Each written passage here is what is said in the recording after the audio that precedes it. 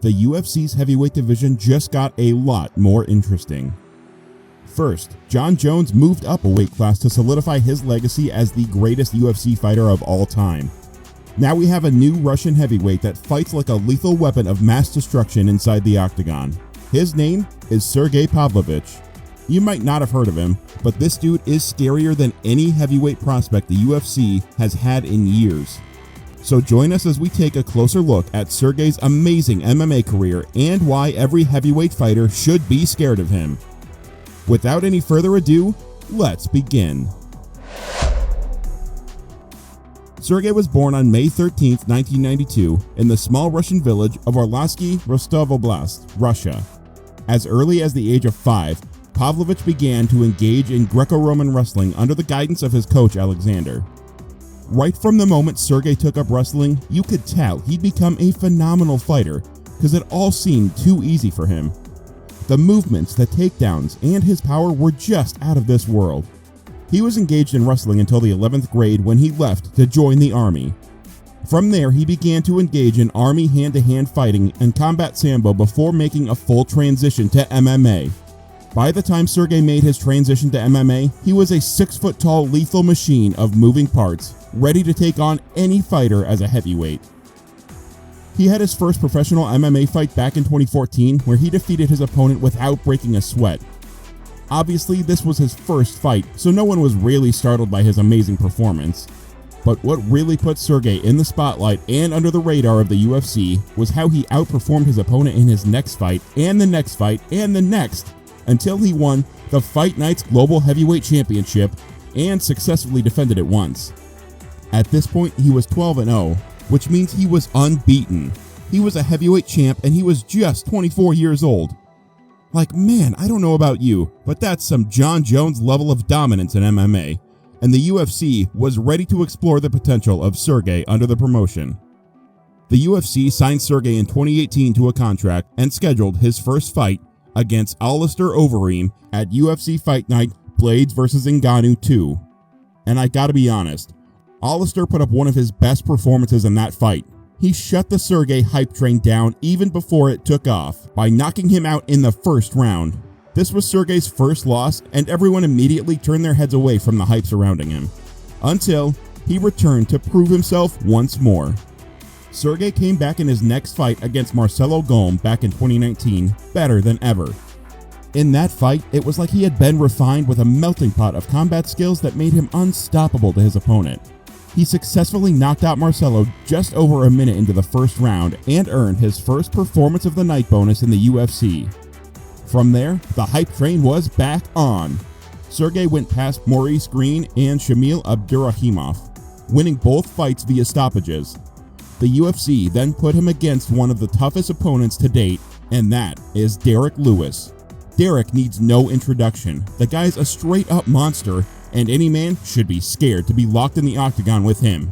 But not SERGEI Pavlovich. SERGEI showed the world that night that his fighting skills are extraterrestrial, putting Derrick in more trouble than anyone thought Derrick would be in. SERGEI rushed Derrick from the get-go with an avalanche of punches until the referee stepped in to end the fight just 55 seconds into the first round, though controversy arose as the stoppage by the referee was considered premature by fighters and fans alike. However, the damage was done, and it was time for SERGEI Pavlovich to face his toughest opponent to date.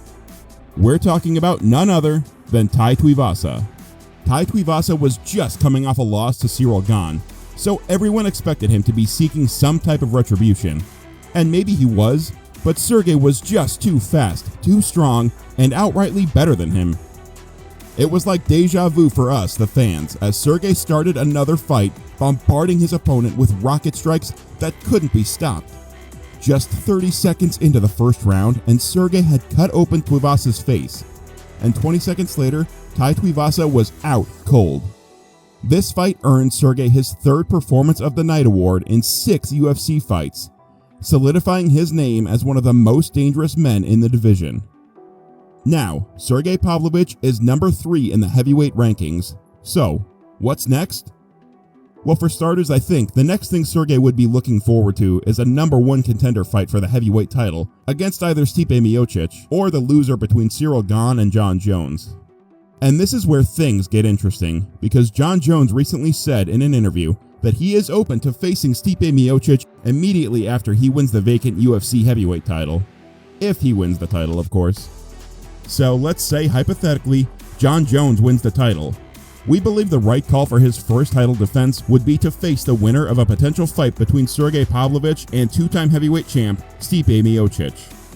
Now that is going to be one heck of a fight. And what are the odds Sergei gets a win over Stipe Miocic, or Jon Jones, or even Cyril Gane? Well, one factor to consider is his speed. Sergei Pavlovich is a fighter who doesn't just have lightning-fast reflexes. He's got natural speed that lets him dodge bullets like Neo in the Matrix. He can slip and slide through the line of fire like a pro, making his opponents look like amateur boxers. His lightning-fast hands make his opponents regret ever stepping into the ring with him. They don't see his punches coming until it's too late, and by then, they're already on the mat counting the stars. Another factor to consider is his crazy reach advantage.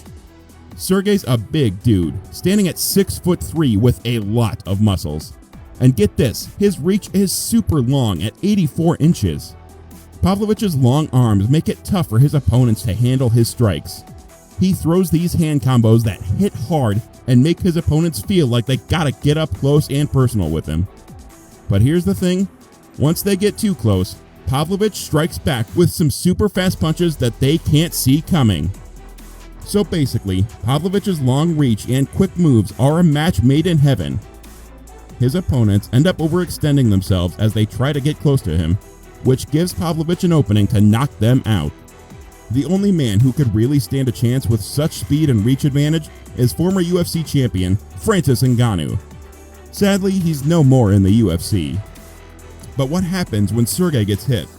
Jon Jones is an awesome striker, as far as technique goes. He's used his striking in the past to win multiple fights, and that's why he's considered the greatest of all time. So if anyone was to take on Jon Jones and not get knocked out, they need to have certain qualities. But let's face it, if Jon Jones and Sergei were to fight, there's every possibility that Jones would get a sharp shot, and that shot could mean the end of the fight. But this is where Sergei Pavlovich's iron chin comes in. The Russian has already fought Tuivasa and Derek Lewis in his UFC career and walked through their shots without getting knocked out. Pavlovich's ability to withstand that kind of power could make him a more difficult opponent for Jones to defeat, and it might just be the key to his quest for heavyweight gold. And then there's his massive striking power. Sergei Pavlovich is one heck of a knockout artist. Out of his 17 MMA wins, he's only had 3 by decision. All the other wins have been first-round knockouts. And get this, his last 2 UFC wins were both sub-minute knockouts. That's crazy fast. But the most impressive win was when he knocked out Tuivasa, who had only ever been knocked out twice before. Once by former heavyweight champ Junior Dos Santos, and once after a 3-round battle.